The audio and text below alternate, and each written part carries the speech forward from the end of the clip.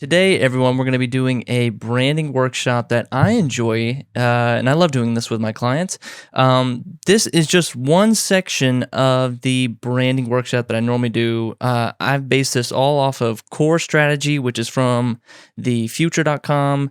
The folks at Chris Do and the future they call it the Core Strategy. I went through their course and they kind of teach you these kind of three main components of brand strategy when you're working with clients and you're starting from scratch, or they may have an existing brand identity, somewhat of a brand strategy. But what this does is it helps articulate every little bit. And I've talked about this before in previous videos. I've talked about this before in previous Instagram videos. And so I wanted to take this one little sliver. Usually the core strategy takes place over 2 days at least because it's a pretty intense workshop. It takes about 4 hours of concentrated time on day one and another 4 hours of concentrated time on day two. Usually on the first day, you do something called brand attributes, where you're just trying to kind of get a sense of the brand, who they are, what you're about. You go through like all these sort of like characteristics of the brand. And the second exercise, which is what we're going to work on today, is your user profiles, brand, customer identity, customer profiles. I'm going to have some interchangeable words, so just kind of roll with me on this one. And then on the second day of brand strategy, we usually do something called there are a number of different ways. The people at Core Strategy, they call it goals prioritization, which is sometimes a word that just kind of floats over everyone's head. I think even spell check doesn't even know what prioritization is. So we just say goals and priorities. And this is just a way and what that exercise is it figures out revenue streams, figures out marketing, figures out efficiencies, and it figures out little parts of delight as well. So with each of those four components, you're figuring out what new revenue streams can we do in this business, what new marketing tactics can we try now that we understand our customer profiles, and then how can we be more efficient? How can we get the job done, automate things? And then also, how can we add delight to the customer experience, which I've talked about before? How can you add delight in your customer journey? And that's an exercise that we do in Core Strategy. So finding your ideal client. And hopefully, I think I've spell checked everything in this slide, but we'll find out.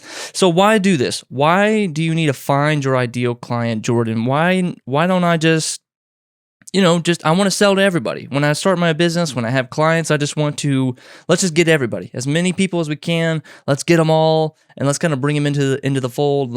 Everyone can be customers. Who's ever got money, who's ever can afford my work, whoever thinks my work is cool, they're a customer. And there is debate about that. Some people, I've watched those kind of like the kind of contrarian videos saying like, oh, you don't need a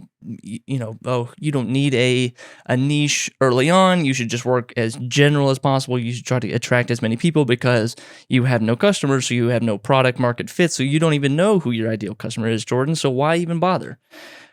When you figure out your ideal client, your ideal buyer, your ideal customer, everything, it just unlocks everything. And it's almost, that's why we do it kind of the second step of the core workshop.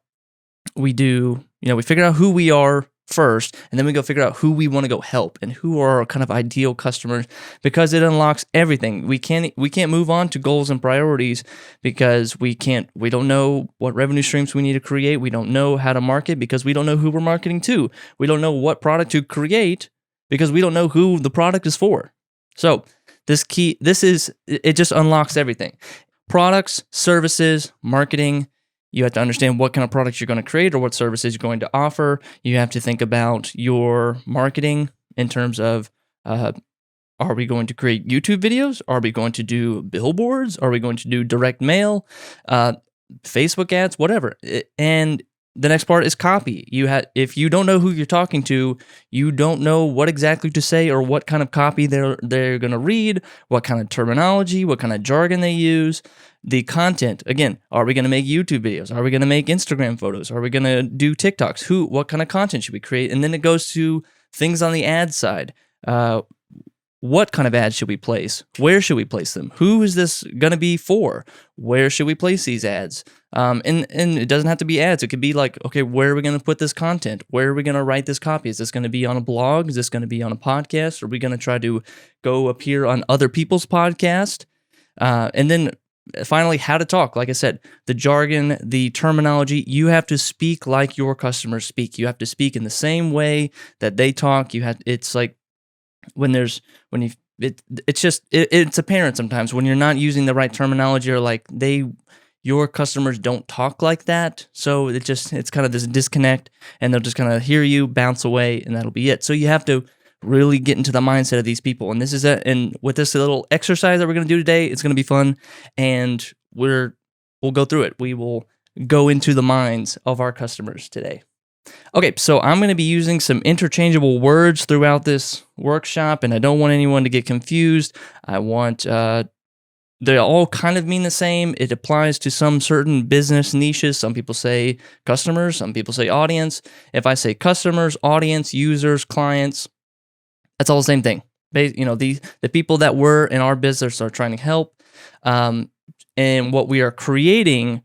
Some people in the marketing world call them avatars, some call them profiles, some call them, I got a typo already, personas, customer personas, client personas, marketing avatars. They're all very interchangeable. So if I say something that confuses you, or like, I thought we're doing user profiles, not customer profiles, or other words that we're going to be talking about are things like the customer journey, that is the customer's experience in solving their problem.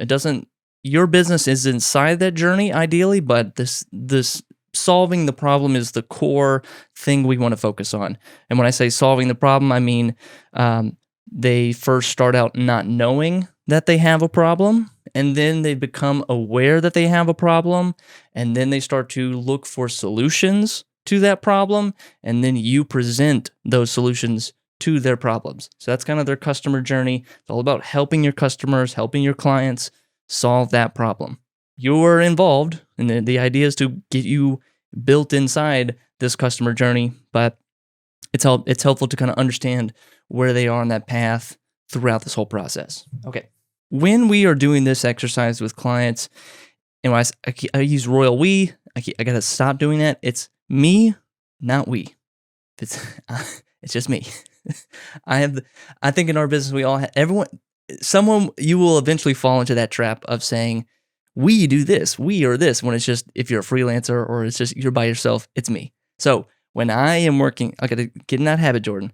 When I am working with clients, I present this to them. Now, what this is kind of a matrix, and there are these kind of four, think in the hero's journey, think in terms of, if you're filmmakers out there, if you're storytellers out there, the hero's journey, the protagonist, the hero of the story that you're following through their journey.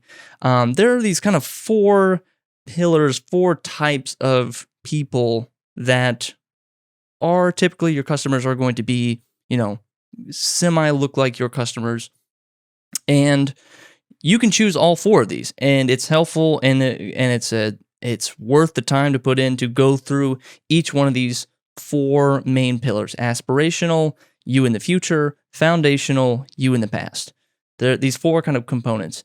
And now what I say for time's sake, I say let's choose three to focus on, because like I said, it's an intense focus session. It's 4 hours each day. So if we were to go through all four, it might take 5 hours, it might take 6 hours. And usually, especially on these Zoom calls, these Zoom strategy sessions, they're a little bit harder because you got to kind of keep their attention longer. But when you're in person, it's a little better. But I say, like, let's choose three. Which three do you want to do? So I'm actually, for this, I'm going to put myself on blast. I will do my own customer journey, and I will do some customer profiles for you guys too. I don't care. I'll show you what my customers look like, or what I think my customers look like. I should explain these. So let's start. The easiest one, you in the past. So that is literally looking at you, looking at who you are, and thinking, who was I 5 years ago? Who was I 4 years ago? Because what you have done is you've progressed in your journey. You're now a smarter, Hopefully you're a smarter person. Hopefully you have learned from your past mistakes, but you can sympathize and empathize with your past self because you know the silly questions you had. You know the dumb questions you had in the past. You know the problems you were experiencing on your journey. And choosing yourself as the, who do you know better than yourself? So it's like it's kind of an easy exercise to go with you in the past, and then there is you in the future. So this is kind of thinking forward, and I have to distinguish, and I'll tell you the difference between aspirational and you in the future. You in the future is it's not your ideal self. It's what you probably most likely will be doing, or what you think you will be doing in the future. And this is like, what kind of person will you be in the future? So my past self was a young filmmaker, a college, fresh out of college filmmaker with very little experience. That was my kind of personal profile. I was a content creator. I didn't exactly know what I wanted to do. That's kind of me in the past. Me in the future maybe is a marketer or a director of marketing. That could be sort of a profile. And the cool part, what you want to do with these is you want to kind of give them, like I said in the hero's journey, you want to kind of give them the names that are just like, so I say like the something. So like, the underdog, the seeker, the inspiring entrepreneur, the thought leader, those kind of like, make them sound cool, because we want to like look back at these and say like, okay, this is like, you want to feel like this is a cool guy. Like it's someone like on a video game you want to select. Like, all right, I want to play as this character today. Okay. The difference between you in the future and you and the aspirational. Aspirational is if you are kind of on this plane, this horizontal plane here, I hope you can see me. If you're like on this aspirational plane, your aspirational version is like your God mode hero version of what you could be. So if I'm like, if I was me in the past was a young scrub filmmaker, here I am now, a freelancer, and then I'm like, me in the future is like marketing director or like CEO of a company, then the God mode is like you became, the Gary Vee, or you became like the Tony Robbins version. Like it doesn't have to be that high, but it's several steps up, like somewhere in between. These two people may have done the same thing, but these are like incredibly higher. And I should probably back up a little bit. These don't have to be, I say you in the future, you in the past. Aspirational could be, and it all depends on your business. It could be like the high paying customer. So, if you are, I don't know, I'm trying to think on the fly with this. If you are a yoga studio and you in the future is like, okay, you are trying to teach other yoga instructors, that's you in the future. But your aspirational is like Mercedes driving soccer mom who has tons of money to spend at the yoga studio. That's your aspirational. And you are not going to be, that's not you in the future if you're just a future. So it's like, yeah, I hope hopefully that example was illustrative enough. And then finally, we have the foundational. Now, this is usually your current clients, or what you think your current clients are. These are the people that you have gotten referrals from. These are the people that maybe they were your very first customers. You're thinking about them as a persona, as a profile. This is the matrix we are going to be creating. And this is why we're going to hop over on Miro here in a second. Okay, that's better. I don't know. A little too skinny mode, Jordan. Okay, so we're going to start with the top left quadrant, which is story. So, I'll just move my mouse. That's perfect. So story, this is going to be it is demographics inside it, but it's not solely demographics. When I say demographics, I mean the very basic like census kind of data, age, gender, location, geography, occupation, education, income level, those kind of like very statistical kind of things. These are like the kind of, if you were to punch it into a Facebook ads manager, you would be typing in this type of data. They make this much money. They have a bachelor's degree. They are 35 years old, things like that. That's your story. Not only the demographic data, it's the psychographic data, which, look that up. It's just like how they think about things, their outlook on life, it can be their political affiliation, things like that, how they think about the world. But we want to make this as detailed as possible, as thorough as possible. This is all made up. We're just thinking this stuff like we're just thinking it up right now. It is made up. It is not, I mean, you can base it off somebody, but it's not going to be the entire slice. What we're doing is just kind of grouping data together so that we can start to make clear strategic decisions based on this, set of data, this package that we're going to create here, this bundle of data that we're going to create. It's okay, here's a customer profile. How do we act on this? How do we create a strategy based on this bundle of data? A tip I always say with clients in this kind of session is don't actually think of a real person that you know. It's helpful, but if you just start thinking of, Timmy, your friend who is like a customer that you want, and you just start to just map out everything in their life, it gets a little too granular, it gets a little too unique, and it doesn't really, when it's too specific that way, or like you base it off just one person, we kind of miss the broader scope a little bit. So we want to go like as zoomed in as possible, and then zoom out just a little bit. And that's going to be our one customer profile. Okay.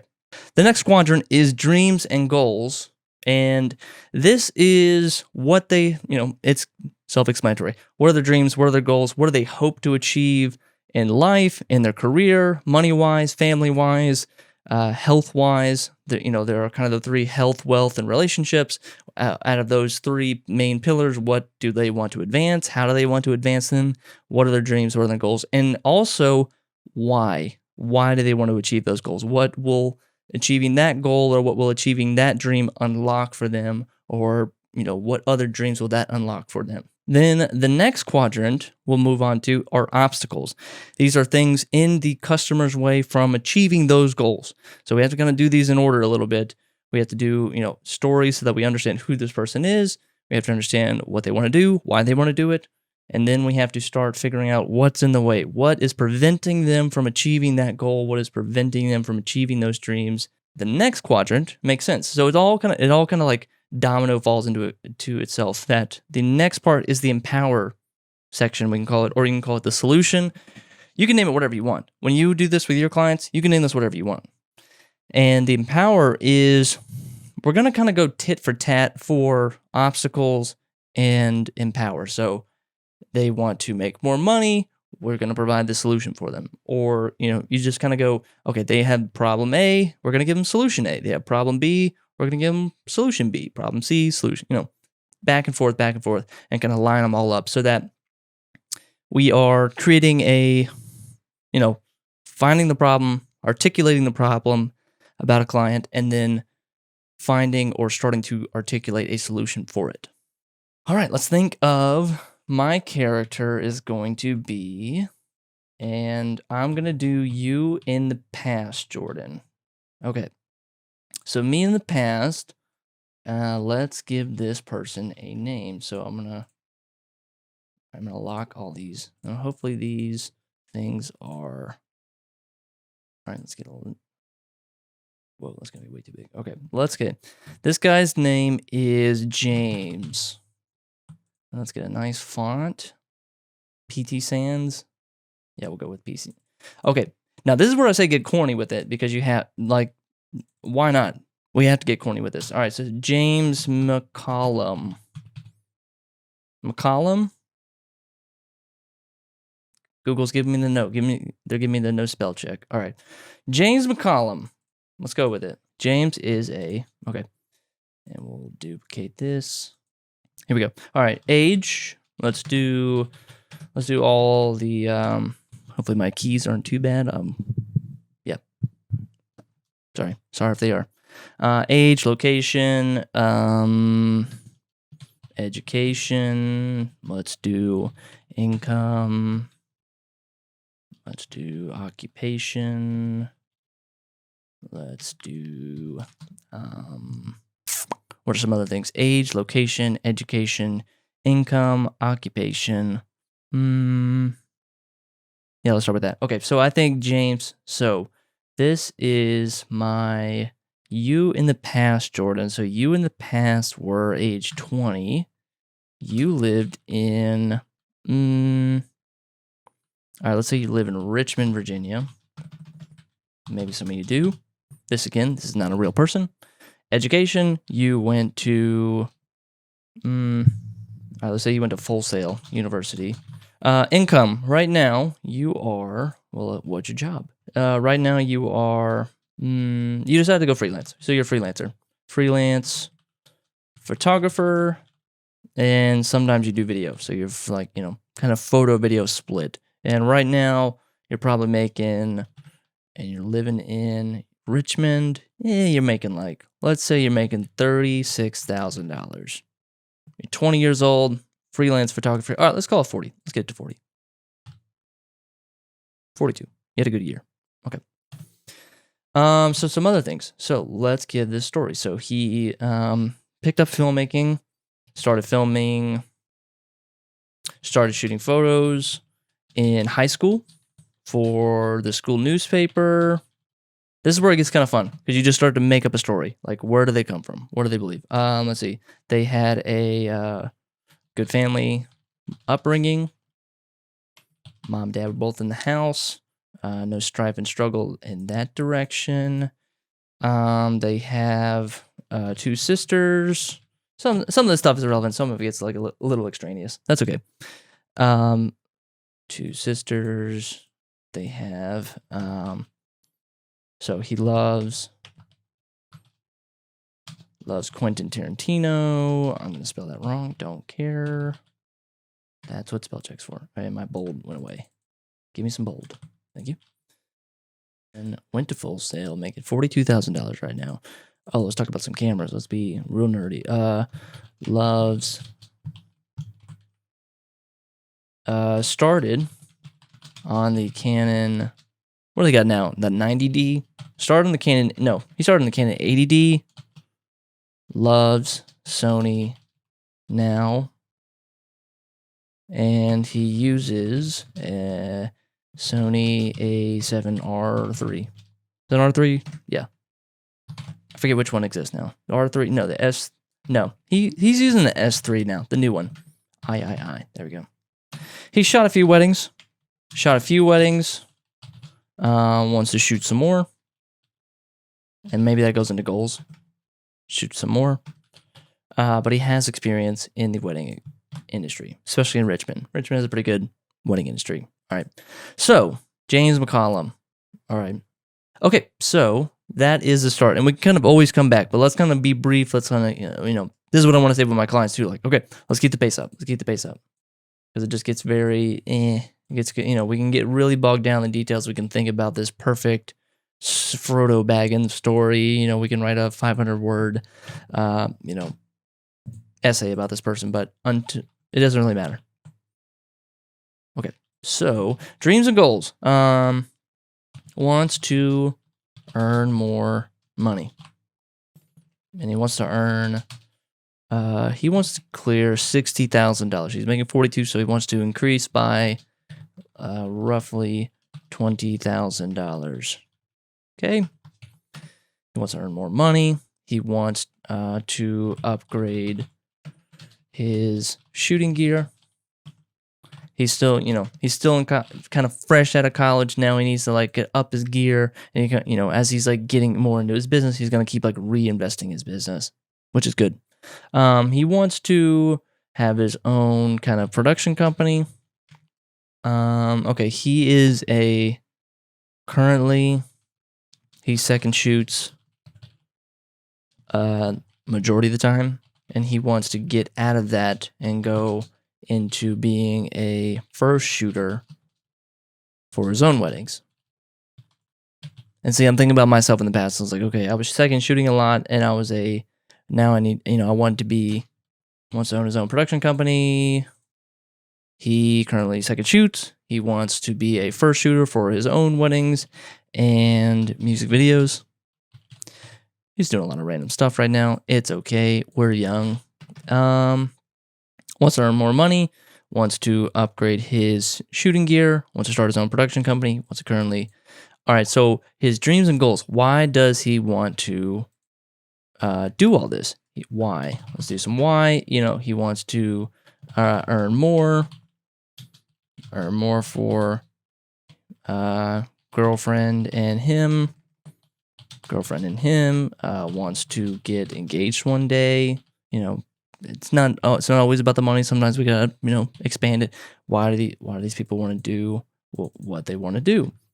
Got to think about the bigger goals. Let's see. He wants to, let's get deep. He wants to like prove his family. Hey, I'm not just some kid that went to Full Sail and wasted $200,000 of your money. I'm actually making some money right now. So prove to his family that he can do this. That he can do this. Independence. That's a good one. Independence. INDEP. Yeah. Google will tell me otherwise. Let's get. Whoa. Keeps going unbold for me.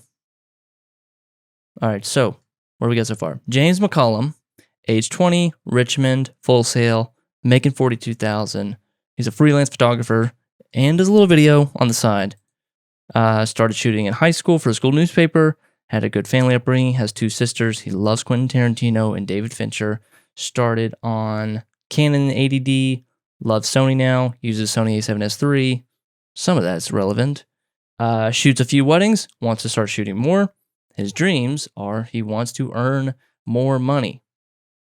He wants to increase $20,000, which to me is math-wise is that he wants to add 50% more income next year. That's a lot. That's pretty good. Upgrade his shooting gear. He wants to reinvest in his business. That's another one we'll say reinvest in business. Okay. Start his own production company. Maybe he's just because right now he's currently second shooter,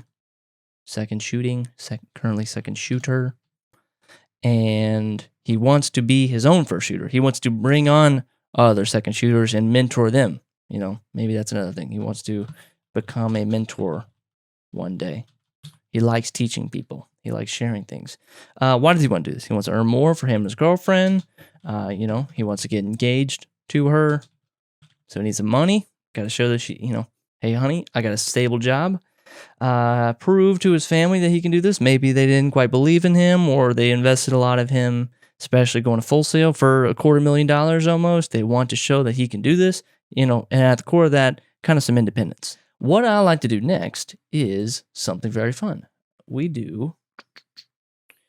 have to find, and this is a great exercise to do, we have to find our profile. We have to find what they look like. Because not only do we want to give them a name and give them a story and really fill out the details of their life, we want to give them a picture. So we can look right at them and go, that's the guy. That's James McCollum. That's my customer profile. That's my pillar customer, me in the past. That's him. Yep. So let's find that. And it's fun. It's a fun exercise. You just say, you just go to stock images and we're going to find that person. Okay. So I did male photographer. Let's see if any of these photos actually have something worth a shit. Some of them. Okay. And it's all kind of a feel. It's all kind of vibes. All right, let's see. Not these guys are a little too old. All right, let's see. Men tattoo. Maybe this guy's got tattoo. No. We're about to go down. We're about to go somewhere weird. All right, let's see. Men hipster coffee. Okay, we're getting there. No. Too much tattoos. Not quite. This is all fun. Yeah, we're kind of looking for a little. Give me kind of hipster guy. Maybe that guy. Is that our guy? Let's see if this is our guy. Can't really see. James McCollum. I think that's our guy. I'm taking him. All right, let's crop him. Give him a little headshot. Miro. What I like about Miro is, and I'm using the free version, is that it follows the Photoshop hotkeys. So just like if you're used to Photoshop and flying around there and cropping things, it does the same exact thing. All right. Can we see this guy? He's 20 years old. He's got he's got a girlfriend. He's got an A7S III. I think we can. Yeah, that's him. That's my boy. All right, James. Let's make James bigger. It has to be fun. This has to be fun. And notice how much time we're taking with this. And I'm not saying this is taking a long time or that this is boring in any way. But this is why I say to clients, we can only choose 3 of these people because we're working so hard on just one, and we're like humming and hawing, like, no, his name's not James. It should be Jim. And it's like, we got to move on. So, okay, let's talk about some problems. Okay. The problems this guy is facing. Okay, student debt. Needs to earn more revenue because he's a business owner. His obstacles are he is unsure how to grow his business. He has imposter syndrome because he's not exactly sure about how his imposter syndrome within his own business. Yeah. And what I mean by that is he doesn't exactly feel like he should be doing this, or he doesn't consider himself a business person. He's like, I'm a creative. I don't do business. I don't like business. How do we spell syndrome? Can we right click here, folks? I'm trying to get I don't care. Syndrome. Imposter syndrome. Syndrome. Screw it. Don't care. Don't care. Moving on. Just living that red. Okay. Imposter syndrome with his own business. He needs to earn more revenue. He is unsure how to grow his business. He has student debt. What are some other obstacles? Video equipment is expensive. Okay. He has trouble not closing clients. Let's say he has, right now his issue is not so much closing clients, but getting clients, finding new clients. Okay. Because he's young, he's a new kid. His kind of obstacle we kind of faded is that he of a portfolio to book bigger and better clients. Remember, he was a second shooter. He's still trying to get some people to take him seriously. And it's hard to do that when you don't really have a portfolio sometimes. So now what you do with this kind of exercise when you're working with clients is that you try to be fast. And what I say to do is to kind of like set a timer. Like, all right, we're only going to spend 3 minutes on this column. We're going to spend 3 minutes on obstacles. We're going to spend 3 minutes on solution, because it is not, you have to kind of take a great company to follow is AJ and Smart. Go check those guys out. They do the Google Design Sprint, folks. It's the, I think his name is Jonathan Smart, Jake Knapp. Follow those guys. There is this kind of lightning round decision. It's we are going to make a concise decision right now in the moment and know that we're going to possibly change it in the future. But right now we just need to make a clear and concise decision and move on, commit to it, because we can always come back and reassess. So that's what we're going to do. And that, client's going to be like, no, he's this isn't quite perfect. And it's like, that's fine. That's fine. It's not meant to be perfect. We're just going to keep going with it, keep moving forward. Okay, let's keep moving forward. All right.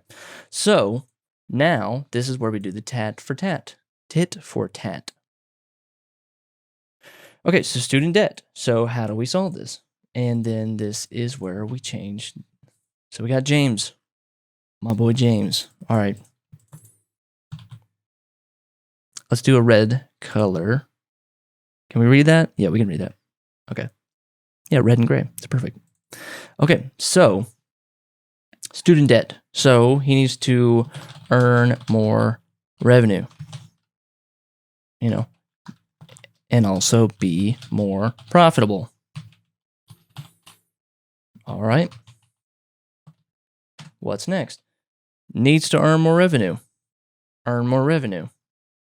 Okay. Unsure how to grow his business, become more profitable, create better offerings to clients. Maybe he's just offering photo session here and there, and he's not really packaging it in a nice way that clients are excited about it. He's just kind of doing whatever. So, all right, create better offerings to clients. Imposter syndrome with his own business. He needs some business education. which is a lot of it is going to be self-education. So he's got to get some books, courses, I don't know, seminars, webinars like this. Hi. Is it honing or home? Yeah, honing his marketing message. Because he may not be speaking to the right client. He may not be talking to the right person. Not enough of a portfolio to book bigger and better clients. Okay, how do we do this? We shoot more projects. We do spec projects, ventures with other creators. What does that mean? A joint venture? You partner up with someone and say, hey, I'm thinking about doing this project. Why don't we go shoot this beer commercial over at this brewery? Why don't we go shoot this wedding together? Why don't we go 50-50 on this? Why don't we share, some kind of collaboration? You can call it collaboration implies a little bit more like a creative thing, like we're going to do a collab on a YouTube video. When it's a joint venture, it feels more like we're going to do this business project that might make us both some money. Let's do it together. Earn more revenue. Student debt. Needs to earn more revenue. Be more profitable. Unsure how to grow his business. And that would be unsure how to grow his business. That's business education. Create a better offering. And that could be revenue. Reinvest in the business because video equipment is expensive. Photography equipment is expensive. Finding new clients. He needs to hone his message. Yeah, now just imagining doing that 3 more times. And now what we have is a whole and complete profile for us to say, I think I have a good understanding of who this person is. So let's kind of go back. Let's go back over it again. So we got James. So what can we learn from this? Now that we know who our person is, we can start to think and we look at these solutions here and say, okay, can we create a product that will help James, get over student debt or help James earn more revenue? How can we help James earn more revenue? Is there a service that we can provide to help him become more profitable or to teach him some kind of business education? Is it an info product? Is it a course that we need to make that's going to help James feel like he can be sure and clearly understand how to grow his business? Is the imposter syndrome something that he needs coaching on? Is this something he just needs a little bit more education on? Is it a number of projects? Is it a confidence issue? What is it? We got to figure it out. This type of person do, because now we can start to think about, all right, he's a 20-year-old who lives in Richmond. He's not making a lot of money, but he loves Quentin Tarantino. He shoots weddings. So now you can start to think about, what is he interested in? What does he do for a living? What does he do during his time off? Where can we find him? Typically, he's probably on YouTube. He's young. He's probably on TikTok. So now you start to, is he on LinkedIn? Maybe not. Maybe he's looking for a full-time job. Maybe he's not. So you start to think about the marketing. Now you think about the copy. Now you think about what you're going to say to this person, what the words you're going to write, the hooks you're going to write to bring this person in, because this person is a 20-year-old living on the East Coast. He went to Full Sail. He's a freelance photographer. What do photographers say? What do they talk about? What do they care about? How do they talk about their gear? Are they gearheads? Do they love talking about cameras, or are they just more about showing off great pictures? You have to, start to figure it out, start to understand that. Maybe start to learn about the wedding industry. Start to learn about can you start to help them navigate the wedding world because they want to shoot more weddings? So does it benefit you as a business owner when you're trying to help James understand the wedding industry? I mean, if you have experience with it, use that experience. Then you start to think about content. Content is always great ideas to be educational with it. Is to be, how can we help them? How can I help you solve your problem, move you down the chain? Do we need to make content to show him how, about video equipment, about finding new clients, about not feeling like an imposter. Now we're getting some blog topics and we got some video topics in our head that we're going to start to work on. Ads. Like I said, we go first with the demographics when we're making ads. You type it into Facebook Ads Manager. What does your target audience look like? What does your lookalike audience look like? Age 20, maybe there's 18 to 24, 20 to 25. That's your age range. Living in the Richmond area or living in cities with population over 200,000 but under 500,000. People making this amount of money, because now that we know their income, or now that we've kind of projected in our mind what we think their income is, now we can maybe create a product that matches what it is they're making. Because if your person that you're trying to target is only making $42,000 and you're going to create a $10,000 product or a $10,000 coaching course, well, I don't think anyone's going to spend 25% of their yearly household income on that product. So you kind of have to work backwards. This is all, you're looking at this and reverse engineering and understanding who these people are, what they do. Who and where do they live and how do we talk to them and how do they talk? We talk like they do. That's the kind of, because if we're not, like I said, if we're not making that connection, they're going to bounce, they're out of here. And that is a lot. That was great. That was awesome. That's the customer journey, the start of the customer journey, understanding the customer journey and how to kind of walk through building a customer profile. You can just build one of these. You can build all three. You can build all four if you want to. But what you can also do with this now is you take this little piece and you print it out. Take that stupid stock image, print it out. Here's James. And now I got James here on my right above my computer. So when I'm writing a blog post or when I'm about to send a promotional email or when I'm about to create a YouTube video, I look at James, I look him in the eye and say, is this for you, buddy? Is this what you want? Would you like this? And if the answer is no, then probably you shouldn't make it. Because, making content is nice, making YouTube videos and streaming is cool, but if we're not hitting the target audience or if we're not speaking directly to that person, reaching out to them and saying, this content is for you, don't waste your time then. Because this is where we all get it wrong. We all just try to create content. We all just try to jump into business or say I like shooting photos. I like making videos. I'm going to do that. I'm just going to be a filmmaker. I'm just going to be a photographer. My friend's having a wedding. They want me to shoot their wedding. Maybe I should be a wedding photographer. And then you go, wait a minute. Who gets married or what? Or you start to, the more you get into it, you realize you're just in the business of what you are. It's I want to be a photographer. Well, now you're in the photography business. And now you have to start understanding that. And now you have to start thinking like a marketer.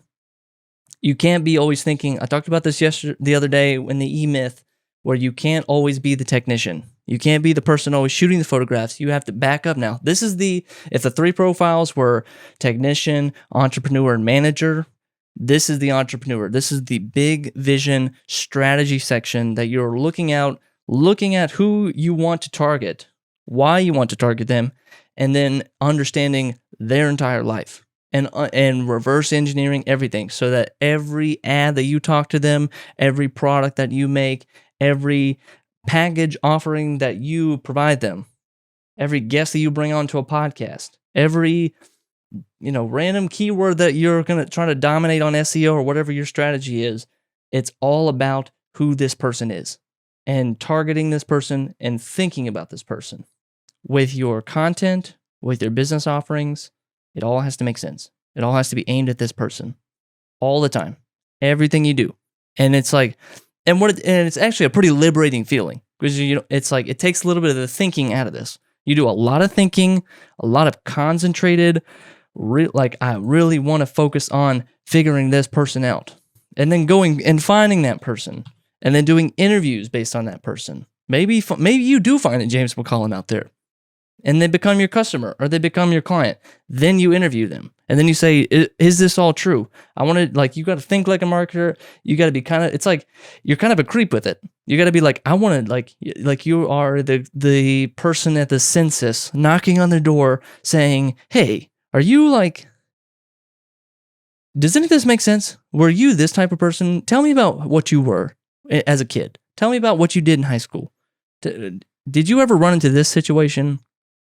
Or, hey, because because you want to understand, like, hey, that's what they do in the tech world. That's what they talk about in Google Sprints, where they say, create the prototype and then go find that customer and then interview that customer and put the product in front of it, put the prototype in front of them and say, is this helpful?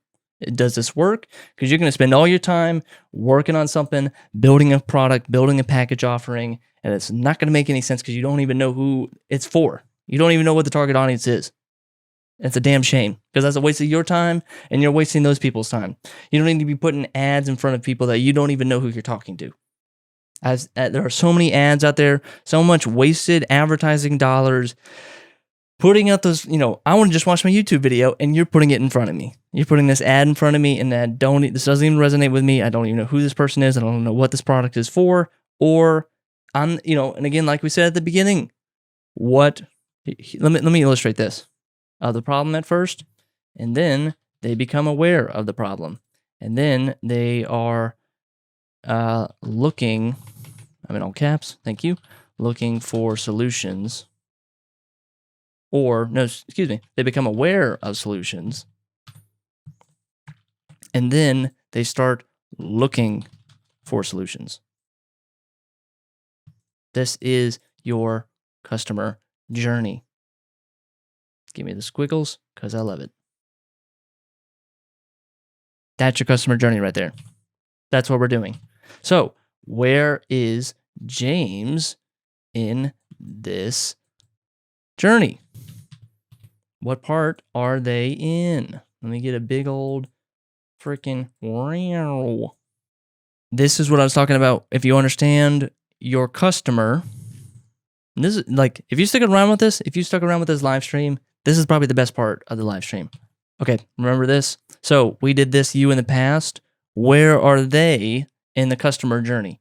Are the you in the past, were you aware of the problem that they have, that they need more revenue or that they need better business education? Or you in the future, are they today? Maybe these people are aware of the solution, and maybe the aspirational people are looking for solutions, or maybe the foundational people have already found the solution with you. So now that we're thinking about that, you in the past might not be aware of the problem. That might be where your customer is, or they might be aware of the problem, but they don't know what to do. They I know this, and they kind of look for very surface level things, and then they become aware of solutions. Oh, like I said in this journey, they want to become a wedding photographer, and now they don't even know that they're in the wedding photographer business. They're not aware of the problem. That's the problem, because it's going to keep creeping up. They're going to be like, well, I'm just having fun shooting videos and shooting photos. This is fun. I'm making a little bit of money. That's kind of cool. And then, then they start to be like, wait a minute. Now I can't find any clients. Or like, I wanted to make this my entire freelance world. This is my career now. I have a problem. The problem was I didn't know how to find new clients. I didn't know I had this problem. I didn't know I'm in the business now. I didn't know I got to know sales. I got to know marketing. I got to know how to talk to clients and customers. And then you become aware of the solution. Oh, I need to better hone my marketing speak. I need to, better hone my marketing messages. I need to get better at sales. I need to have a better conversation about pricing, how to present my options to clients and show them and get them excited and get them ready to buy and get them in that mode to buy. Okay, maybe that's the solution. Now, who can help me with that solution? Where can I find? I'm gonna start looking around. All right, do I need to get a coach? Do I need to find some templates? Do I need to find all these types of things? It's like, where? Then they start looking. Maybe they find you. Maybe they find your business. And where are you going to put these people? Where are you going to insert yourself in this process?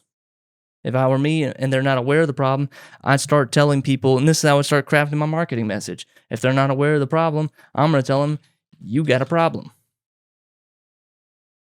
And I want to make them aware of the problem. Say, hey, buddy, you got a problem. You don't know how to find new customers. You don't know how to raise your prices. Oh, really? I didn't know I had that problem. Yeah, you do. Okay. And then I want to say, you know what, buddy? Here are some solutions. Not that you're offering solutions, but hey, I was listening to this podcast, or I found this cool calculator online, or I found this nice series. You should check it out. Here are some solutions. And then they go, hey, I trust you. I thirst you. Close enough. And they go, hey, I trust you. Do you have that solution? And you go, yes, I do. That's how you kind of insert yourself into the customer journey and help them. Because if you can help them solve their problem, which is what we talked about at the very beginning of this stream, then you are what they're looking for. And you're speaking right to them because you know their problem more than they know their own problem. And you're kind of like, it's like you're in the back of their head and you were there the whole time.